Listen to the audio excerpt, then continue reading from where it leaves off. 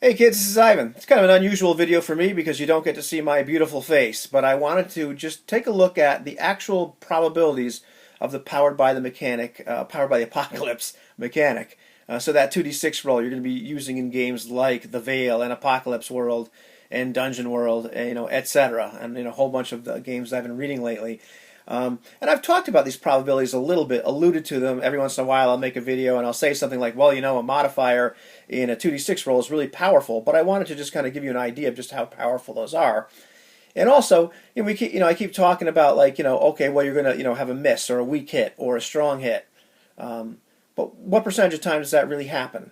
So, I highlighted the most common modifiers that you're going to see in a Powered by the Apocalypse kind of game when you're making that 2d6 roll. You're really not going to see those extreme negatives. I'm just thinking like, you might have a character that has a -1 in an ability, and you might take -1 forward for something. So you might end up having a -2 roll. But for the most part, you're going to have situations where your character has an ability or attribute where they have a 0 modifier or plus or -1 or maybe a +2. Even the +3 or +4 is incredibly unlikely to happen, but I figured I'd throw them up there just for comparison and for reference. But I divide these into the regular, the columns. We talk about the missing or getting a 6 or less, a weak hit where you get what you want, kind of, but it's got a complication or something, or you get less of what you want, where you score 7 through 9, and then a strong hit is 10 plus. But I also figured I'd put in a column for like all hits. In other words, when you're successful to some degree. So just adding the weak hits and the strong hits together to give you an idea of just how often that happens.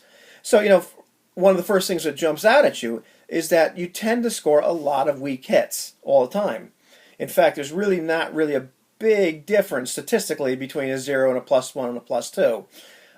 You're getting a little bit over 40%. That you're scoring those. The only time it starts to really decrease is when you're getting like a -1, and even then, it's still like 1/3 of the time. The next thing that'll kind of jump out at you is like how often you're actually going to score a strong hit. Like you're really going to get what you want fully. Unmodified, that's a 1 in 6 chance. 16.67. With a -1 chance, now you're looking at a 1 in 12 chance of actually getting a strong hit.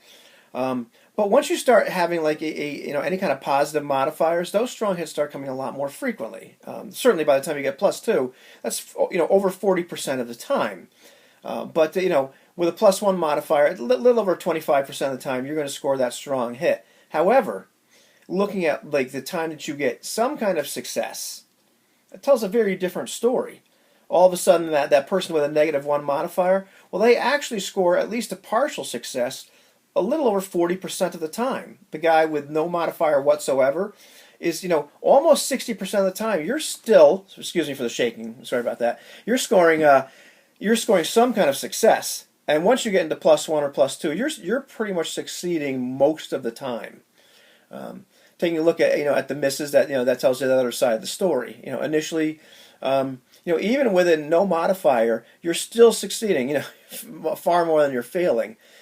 With a -1 modifier, you're failing 60% of the time. But that's that's a person that's not very good at something, and that's very analogous to a lot of Dungeons and Dragons, like OSR Dungeons and Dragons failure success rate. It's just not that high of a failure rate. And then obviously once you look at like +1 and +2, it gets much more it's diminished. Is my point. So for the most part, the feel of these games is going to be that the characters succeed an awful lot, and the preponderance of that is going to be in getting these weak hits where you succeed but with some kind of complication, where you're always kind of failing forward or moving the story forward. So that's just a look at how those games work. But also gives you a look at just how powerful those modifiers can be. When you look at something like what it does to a strong hit, when you go from a +1 or +2, that is an amazing difference. And obviously like +3 or +4 is just outstanding. If you have a character that has like a +2 in an ability, and then they like say get +1 forward, or they put some experience in there. I don't think I'd even want to play a character that had a +3 in an ability to be honest with you.